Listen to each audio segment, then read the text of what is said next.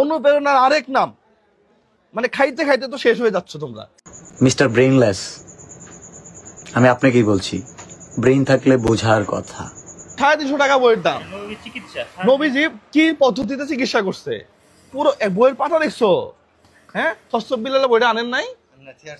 হ্যাঁ, বইয়ের মধ্যে কিচ্ছু নাই। 34 পাতার একটা বই, যে এরকম 100 টাকা খরচ না। এই বইটা তুমি 1000 টাকা কেমনে বিক্রি করো? এটা ভক্তদের ভালোবাসা, এটা মানুষের ভালোবাসা। আমার কাছ থেকে 1000 দিয়ে নিচ্ছে। ওই 2 পাতার একটা গুগলে সার্চ দিলে ওগুলা বাণী অহরহ আসবে। ওই যে বই লিখছে, আমি চ্যালেঞ্জ দিয়ে বলতে পারি, আমি যদি 6 ঘন্টা বসে থাকি ওই রকম বই আমি 2টা লিখবো। লিখে ফেলেন আপনি। আপনার ভালোবাসলে আমি 1 লাখ দিয়েও নিতে পারি, আপনার ভক্তরাও নিতে পারে। তোরসব বিলাল স্বর্ণের আংটি পাইস, আরো স্বর্ণের আংটি আরেকটা কিনে দিয়ে দিস। যে পরিমাণ গিফট আমি পাই আমি তো রেখে দিই না, আমি দিয়ে দিই। ওই তুলনায় তারা যা দিচ্ছে ওইটা কিছুই না, কারণ এগুলো সবই মানুষের জন্য, আমার জন্য না।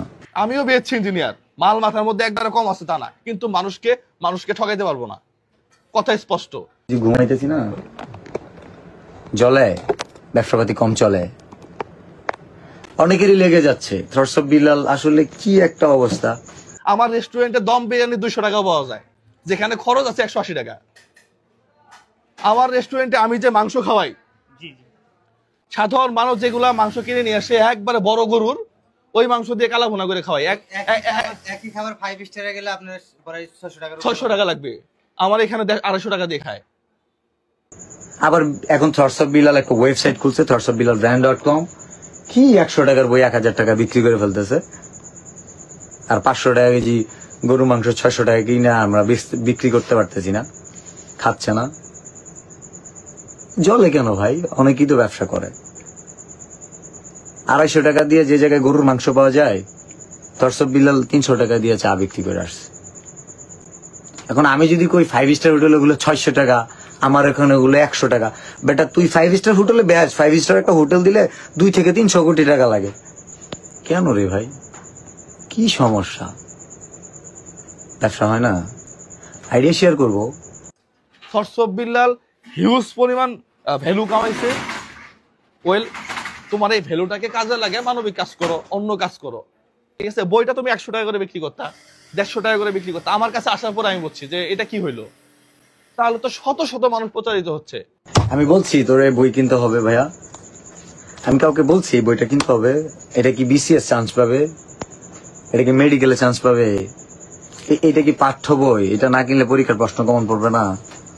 আমি এক থরসব বিলালকে খুশি করার জন্য চুপ করে থাকলাম, কিন্তু এই যে শত শত মানুষ প্রতারিত হচ্ছে, এটা তো আমার দায়বদ্ধতা আছে। ওই যে বলছি না, কিছুটা সফল হলে হিংসুকেরা যদি অহংকারী বলে বিষয়টা সহজভাবে নিতে পারে না।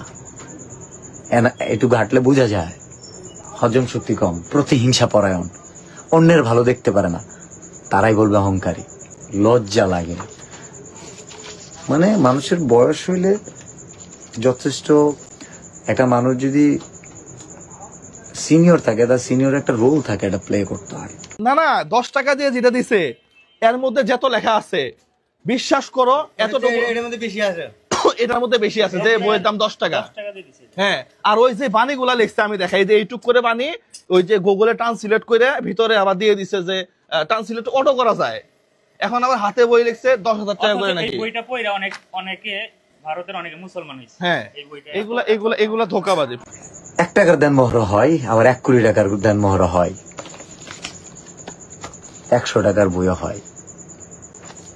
এই ছাগল, 12,000 টাকা বেতনে চাকরি করা ছেলেটা যখন মাসে 15 লক্ষ টাকা ইনকাম করে, ওইটা বেশি হয়ে গেছে মনে হয় না? যখন তার আর্নিং এর রেমিটেন্সই আসে 40-45 হাজার টাকা, যেই রেমিটেন্স, যার মাসিক ইনকামের রেমিটেন্সই 40-50 হাজার টাকা ব্যাংকে জমা হয়, এদেশে এই দেশে পায়, এই দেশে আসে রেমিটেন্স। 12,000 টাকা বেতনে চাকরি করা ছেলেটা যখন মাসে 16 লক্ষ টাকা ইনকাম করে, ওইটা বেশি মনে হয়? ওইটা বেশি মনে হয় না? 100 টাকার বই 1,000 টাকা, এটা বেশি মনে হয়?